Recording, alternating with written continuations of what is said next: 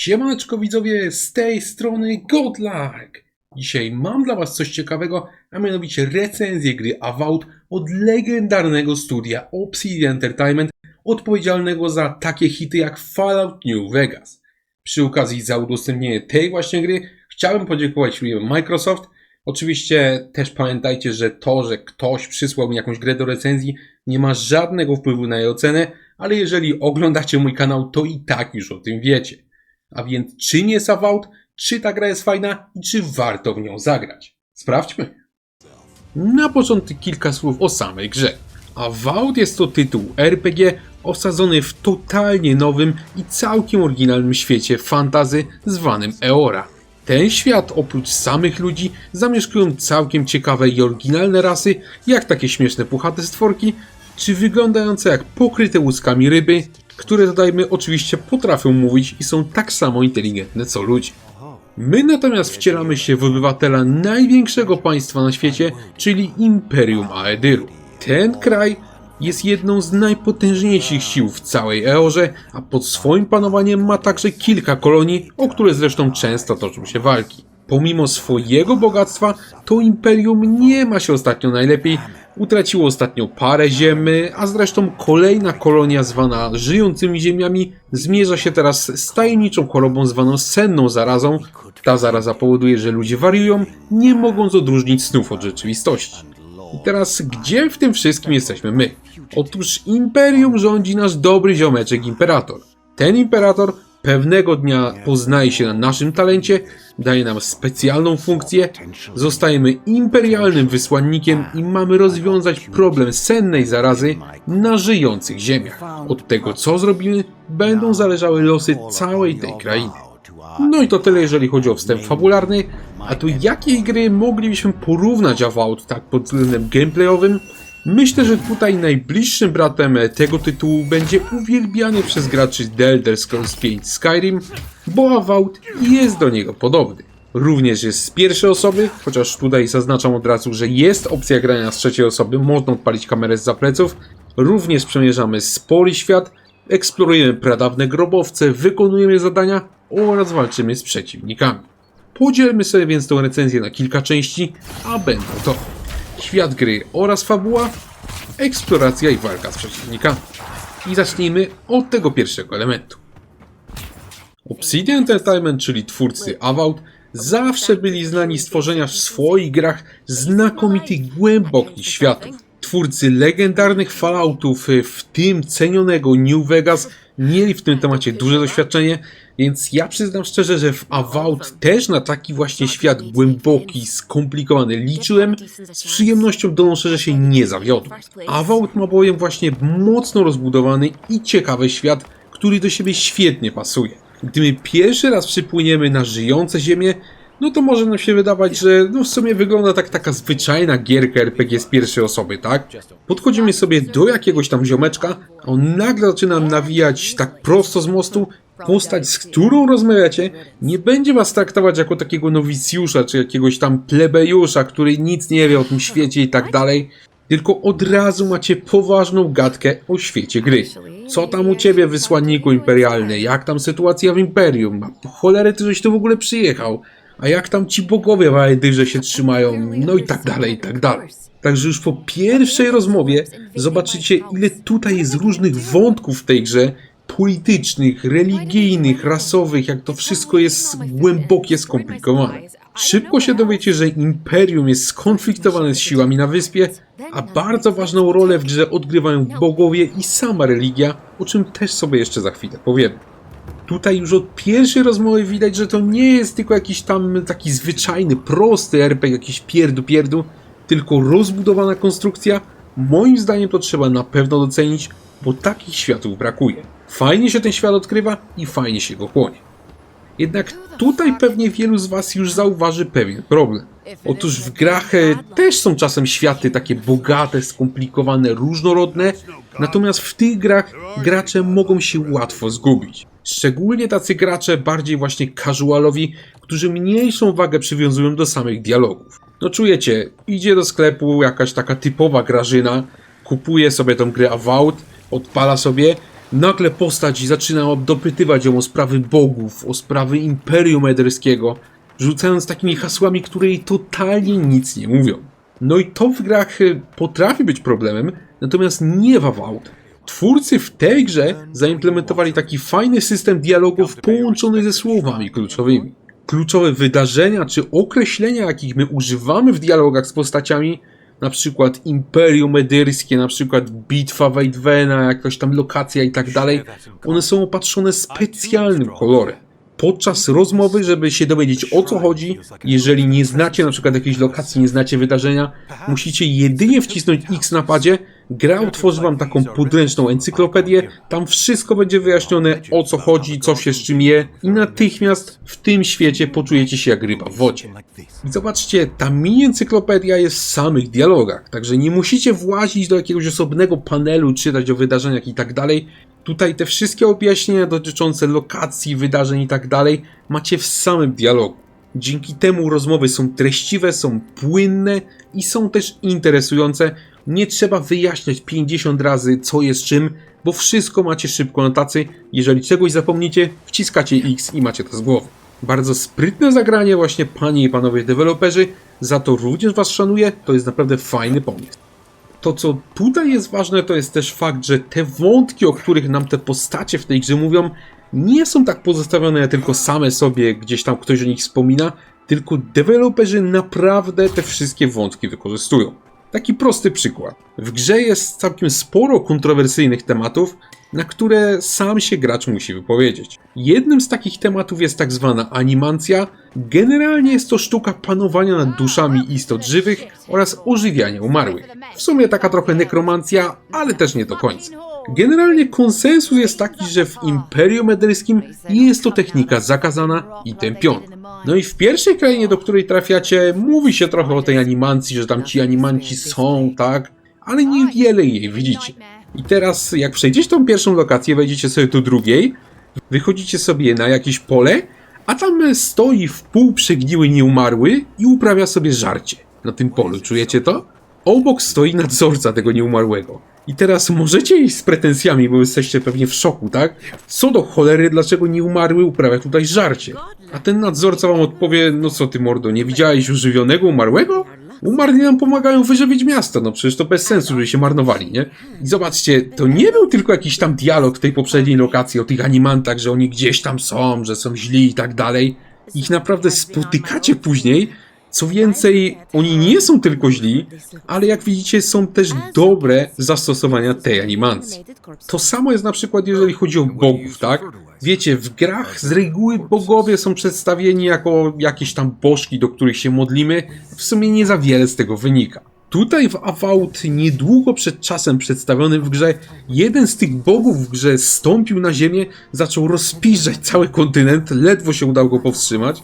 Inny z tych bogów znowu wysłał swojego boskiego wysłannika, żeby zabił swoich przeciwników. Zobaczcie, tu nie są tylko jakieś tam odległe postacie, które gdzieś tam zakulisowo sobie wpływają. Ci bogowie tutaj są na pierwszym planie, oni kształtują świat gry, mają na niego duży wpływ. To właśnie dodaje tej grze takiej nutki naturalności. Czuć, że ten świat tego tytułu nie jest tylko taki sztuczny, że gdzieś tam coś tam niby się dzieje, ale to się naprawdę dzieje. Do tego, jak będziecie gadać właśnie z tymi postaciami, poznawać ten świat, okaże się, że mamy tutaj całe mnóstwo różnych politycznych wątków, które są naprawdę ciekawe. Dokładnie czegoś takiego oczekiwałem po deweloperach z Obsidian Entertainment. Bardzo się cieszę, że mnie nie zawiedli. Moim zdaniem na pewno świat w Avowed wam się też spodoba i docenicie jego konstrukcję osobiście. Jest naprawdę ciekawy. No dobra, świat jest naprawdę fajny, natomiast no ze światem jest bezpośrednio połączona fabuła. Ta w grach tego producenta również stała zawsze na wysokim poziomie, jak natomiast jest tutaj. No tutaj jest całkiem dobrze, choć też znalazło się parę zgrzytów. Zacznijmy może od fabuły głównej. Główną osią fabularną tej gry jest właśnie kwestia sennej zarazy i próba jej zwalczenia. Po przejściu całego tego tytułu mogę wam powiedzieć, że ogólnie fabuła jest całkiem interesująca, ale jest też cholernie przewidywalna. Powiem wam, że jak gdzieś tak od 1/3 tej gry to już wszystko sobie poukładałem w mojej głowie, o co tutaj chodzi, kto jest tym złym i tak dalej. Nic mnie szczególnie w kwestii fabularnej do samego końca nie zaskoczyło. no co w grze tego rodzaju jest sporym minusem. Podobnie jest też z postaciami. Jest całe mnóstwo naprawdę fajnie napisanych postaci, które są całkiem różnorodne, poznaje się je z przyjemnością, natomiast generalnie brakuje tu trochę pikanterii. Te postacie jakieś są takie po prostu zbyt grzeczne, tak? Brakuje tu takiej potężnej zadymy, jest fajnie, natomiast jest bez efektu wow, który spowodowałby opad naszej szczęki. Tutaj na szczęście sytuację poprawiają zadania poboczne, które są po prostu świetne. Jest ich sporo, ale też nie jest ich za dużo, są interesujące, nie polegają jedynie na zabijaniu. To jest ciekawe. No i te zadania są fajne, natomiast wiecie, czego chcą gracze w grach RPG? Wyborów. I żeby te wybory miały wpływ na świat gry. No i tutaj myślę, że Avowed mile was zaskoczy.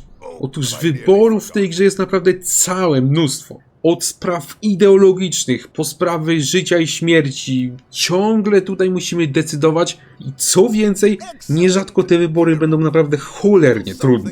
Ja powiem wam tak, nie jeden raz w tej grze robiłem pauzę podczas jakiegoś dialogu i mówiłem, kurde, co ja mam zrobić? To nie wiem, co ja mam zrobić, bo to jest naprawdę cholernie ciężki wybór. Co więcej, te wybory, które tutaj zrobicie, mają naprawdę spore znaczenie, jeżeli chodzi o fabułę gry.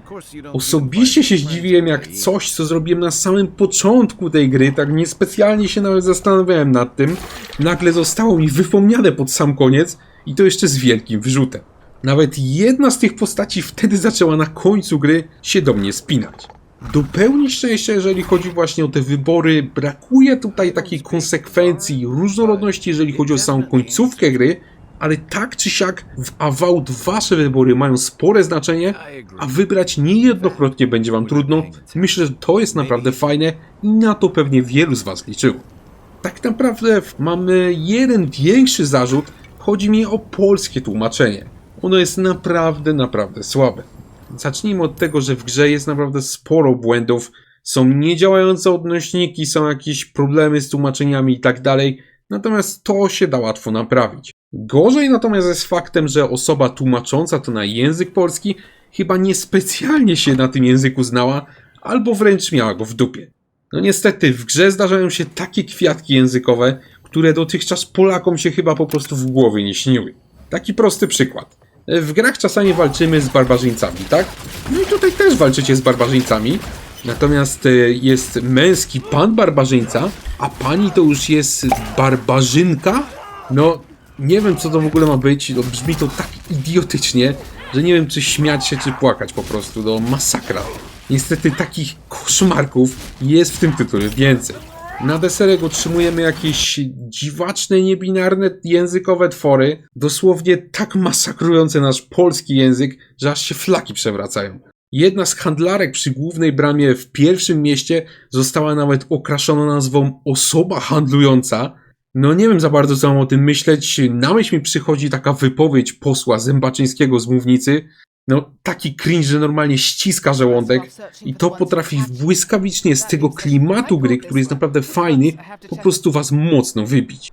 Taka informacja dla gościa, który to tłumaczył, jeżeli wrzucisz do gry jakieś słowa, które sam sobie ubzdurałeś, to nie znaczy, że one nagle staną się poprawną polszczyzną, no gościu. Powiem więcej, jako Polak czuję się jakby ktoś mnie opluwał, jak widzę jak się masakruje ten język w grach. No masakra. Ja już to zgłosiłem deweloperom, zgłosiłem te wszystkie przypadki, o których ja mówiłem przed chwilą. Powiedzieli, że postarają się to poprawić po premierze, także miejmy nadzieję, że tak się stanie, a my przejdźmy dalej. W grze oczywiście dochodzi też do walki i to całkiem często.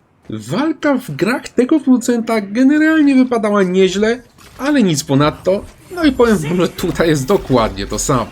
Tutaj też jest fajnie, ale bez urwania dupy. To co tutaj jest fajne, to jest fakt, że mamy bardzo dużą swobodę w tej walce. Możemy nakładać różne efekty, jak na przykład zamrożenie, podpalenie, kwas. To naprawdę ma wpływ na przeciwników. Do tego dostajemy też wiele różnych broni. Mamy wielkie miecze, mamy sztylety, mamy łuki, mamy magię. To jest spoko. Na deser wam powiem, że podsuwane przez grę umiejętności, które tam wykupujemy sobie w takim specjalnym drzewku, czy też same przedmioty, potrafią mocno tą walkę zmienić, więc jak najbardziej takich możliwości szukać warto. Ja osobiście powiem wam, że głównie grałem tutaj magiem, natomiast sprawdziłem też dla was inne drzewka i też grało się fajnie. To, co mi się tutaj podoba też, jeżeli chodzi o walkę, to jest fakt, że w tych bitwach nie liczy się tylko szybka reakcja, szybkie klikanie, ale przede wszystkim taktyka i to szczególnie na wyższych poziomach trudności. Mamy sporo takich sytuacyjnych umiejętności, które potrafią na przykład unieruchomić jakiegoś wroga, żeby najpierw zająć się jego przytupasami. W walkach też zdarzają się tacy specjalni kapłani, którzy samych przeciwników potrafią leczyć. W samej grze głównie chodzi o to, żeby właśnie zająć się takimi przeciwnikami w pierwszej kolejności, co nie zawsze jest łatwe. To jest całkiem spoko, natomiast z drugiej strony jak my tak będziemy sobie właśnie walczyć, jak będziemy sobie grać, gdzieś tak w 2/3 gry odczujemy, że ta walka robi się powtarzalna, coraz częściej będziemy starali się ominąć przeciwników, żeby nie musieć się z nimi znowu tłuc. Tutaj powiem, że szacun dla dewelopera, bo rzeczywiście tych przeciwników można omijać we wielu miejscach, to jest fajne. Co nie zmienia faktu, że ta walka z czasem robi się po prostu nudna. Nie chodzi o to, że ta walka jest mało innowacyjna, bo w sumie w grze jest kilka ciekawych rozwiązań, z których się naprawdę korzysta, to jest spoko. Problem jest natomiast czym innym. W tej grze pod koniec jest nawalone za dużo przeciwników, ich się po prostu nie chce tłuc. Do tego dochodzą problemy z balansem, bo umiejętności też niektóre są totalnie bezużyteczne. No i dochodzą też problemy z różnorodnością przeciwników, bo oni niestety często się powtarzają. Czyli co? Dokładnie tak samo jak w starych grach Obsidianu. Tak było wcześniej i tak jest tutaj. Czy pomimo tego, że tutaj są jednak spore wady, to ta walka jest spoko. Jak najbardziej jest spoko, jest dynamiczna, jest całkiem fajna, jest nutka taktyki, ale wad też trochę ma. Jak natomiast jest tutaj z odkrywaniem świata i eksploracją lokacji, bo to w grach Obsidian też było ważne, no tutaj powiem wam, że jest całkiem spoko. Ponownie otrzymujemy całkiem fajny świat, odpowiedniej wielkości, nie jest ani za duży, ani za mały, jest przepięknie wykonany.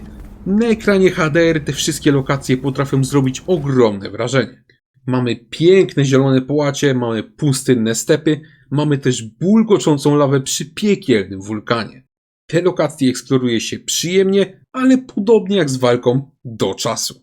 Tak samo właśnie jak jeżeli chodzi o walkę, to pod koniec gry zdarzało mi się niektóre te skarby omijać, a to dlatego, że było ich po prostu nawalone za dużo. Tutaj jest całe mnóstwo różnych skarbów, mnóstwo różnych sekretów. To jest fajne, ale tego jest za dużo. Na początku to cieszy, ale później odczuwa się po prostu przesyt. Deweloperzy mniej skrzynek, mniej znajdziek, ale lepszych i tego w grach bym sobie życzył. To, co mnie osobiście, jeżeli chodzi o eksplorację, tutaj zdziwiło, to jest fakt, że w tytule mamy praktycznie brak jakichkolwiek większych zagadek logicznych. Wiecie, no, prastare grobowce są tutaj, tak? Są stare świątynie, są jakieś jaskinie najeżone pułapkami. No to wszystko aż się prosi, by wrzucić tutaj jakieś interesujące zagadki. Ja przez całą grę liczyłem, że takie zagadki rzeczywiście gdzieś tam się pojawią, natomiast finalnie to na nie nie trafiłem. Oczywiście jest tutaj sporo sekretów w stylu ukrytych przycisków. Są jakieś szkice lokacji, które musimy poznać ze samego szkicu, musimy potem to znaleźć na mapie. To jest spoko, to sprawia frajdę. Ale jednak takich klasycznych łamigłówek tutaj praktycznie nie ma. To bardzo szkoda, bo myślę, że tutaj potencjał na takie elementy spory był. Dziwi mnie osobiście, że ten element w ogóle się nie pojawił. Przejdźmy teraz do grafiki. Jeżeli chodzi o grafikę, no to powiem wam, że tutaj miałem całe mnóstwo obaw. Szczególnie jak zobaczyłem ikonkę Unreal Engine 5. Jeżeli oglądacie Lupę Godlike'a regularnie, no to pewnie wiecie, że z tym silnikiem miałem już styczność i nie zawsze wygląda to najlepiej, a powiem więcej, z reguły wygląda to jak gówno. Tym większe było moje zdziwienie, że akurat Avowed działa naprawdę sprawnie, a do tego wygląda bardzo dobrze. No ja tutaj powiem, jestem zaskoczony. Modele, tekstury, lokacje, to wszystko działa tutaj świetnie, wygląda przepięknie. Największe wrażenie tutaj chyba robią przytoczone już przeze mnie mapy, w szczególności chyba ta mapa wulkaniczna. Ona jest naprawdę kozak zrobiona. Jak macie dobry ekran HDR, ustawicie się gdzieś w oddali, zobaczycie sobie ten cały wulkan, tą ogromną lawę, tą twierdzę krasnoludów, która gdzieś tam w oddali sobie majaczy, no to naprawdę można zbierać szczękę z podłogi, wygląda to świetnie, za to należy się szacun. Ja na konsoli Xbox Series X, na którym ogrywałem Avowed, do dyspozycji miałem 3 tryby. Jest to tryb jakość, czyli to jest 4K w 30 fps. Mamy też tryb 40 fps, który osobiście gorąco polecam, jest świetny. Oraz mamy też tryb 60 fps. Co ważne, tutaj w każdym z tych trybów ta grafika wygląda całkiem nieźle. Oczywiście na tym ostatnim rozdzielczość będzie najniższa, bo to jest naturalne, tak? Natomiast nadal w każdym gra się przyjemnie, czego na przykład nie można powiedzieć o innych grach na tym samym silniku, czyli na przykład Remnant 2 czy Robocop. W dodatku te dwa pierwsze tryby, czyli ten 30 oraz 40 fps, mają włączony Ray Tracing. Ja wam powiem, że znakomitą większość zabawy prowadziłem w tym trybie pośrednim, czyli 40 fps. Gorąco ten tryb wam polecam. Rozdzielczość jest tam wysoka, obraz jest ostry, grafika wygląda bardzo dobrze, no i tak to się po prostu robi. Problemów z wydajnością tutaj nie ma praktycznie żadnych, no przynajmniej ja żadnych nie zauważyłem, tylko jak był jakiś straszny młyn pod koniec gry, to te klatki spadały, tak to było naprawdę nieźle, także świetna robota deweloperzy, tak się to robi. Przywracacie mi wiarę, że z tym silnikiem da się jeszcze coś zrobić, co nie wygląda jak gówno. Ostatnia rzecz, o której sobie powiemy, to jest sam poziom trudności. Tutaj pewnie zauważyliście, że świadomie ominąłem sekcję o sterowaniu. To dlatego, że ze sterowaniem po prostu jest wszystko ok. No i poziom trudności też w zasadzie jest ok. Wybrać sobie możemy tutaj kilka ustawień, z czego najłatwiejszy nada się praktycznie dla każdego, a Very Hard, na którym ja grałem większość gry, potrafił nawet mnie sprawić sporo trudności. Czas na podsumowanie. Powiem wam, że zanim usiadłem do tego tytułu, no to byłem pełen obaw. Ja osobiście prywatnie cenię sobie firmę Obsidian, natomiast miałem wątpliwości, czy po tylu latach od zrobienia tych fajnych gierek uda im się ponownie stworzyć coś nowego, co będzie równie fajne. Na szczęście i tym razem Obsidian mnie nie zawiódł. Świat Eory w Avowed to jest naprawdę fajny przykład, jak powinno się robić nowe marki. Ten świat jest rozbudowany, jest intrygujący, naprawdę mocno zasługuje na to, żeby rozwinąć go jakimś sequelem albo dodatkiem, na co zresztą sam w przyszłości mocno liczę. I choć pod koniec dawały mi się we znaki te problemy właśnie związane z tą rozwleczoną eksploracją, z tą zbyt dużą ilością przeciwników, a i czasem też wyskoczył taki żenujący dialog masakrujący polski język, to i tak w tym tytule jest mnóstwo pokładów dobrej zabawy. Tytuł Obsidian Entertainment zakupicie za około 350 zł, no i wiem, że to jest trochę dużo, natomiast też wiem, że znakomita większość z was ogra go w subskrypcji Game Pass, gdzie odpalicie ją bez dodatkowych kosztów, zarówno na Xboxie, jak i na PC. Podejrzewam, że gra później trafi też na PlayStation. Jeśli jednak chcecie ograć go w tym Game Passie, to jest tutaj jeden malutki haczyk. Otóż standardowa edycja tej gry, czyli ta z Game Passa, ma premierę 18 lutego. Jeżeli otworzycie portfel szerzej, możecie też zagrać 5 dni wcześniej, czyli 13 lutego, no ale do tego to już musicie zakupić edycję premium gry za 450 zł. No to jest już naprawdę dużo, natomiast tutaj jest pewien myk. Jeżeli macie aktywnego Game Passa, możecie po prostu zakupić rozszerzenie tej edycji standardowej do premium za dużo mniejszą kwotę i też na tej edycji Game Passowej wtedy zagracie wcześniej. Decyzję, czy warto tą grę zakupić, oczywiście pozostawiam wam, natomiast wiedzcie jedno, Avowed bardzo pozytywnie mnie zaskoczył i będę miło wspominał chwile spędzone w tym właśnie tytule. Choć brakuje może takich drapieżnych jaj, to jest to bardzo fajna gra, w którą grało mi się świetnie. Dziękuję wam za obejrzenie tego właśnie materiału i zapraszam was do obserwowania kanału, bo takie filmy będą się na nie pojawiać regularnie. Bardzo dziękuję również osobom, które zdecydowały się wesprzeć lub godlajka. Dzięki właśnie waszemu wsparciu udaje się zakupić sprzęt oraz gry, które później trafiają na kanał. Bez waszego wsparcia wielu filmów nie udałoby się w ogóle stworzyć. Także dzięki wam bardzo i do zobaczenia niebawem.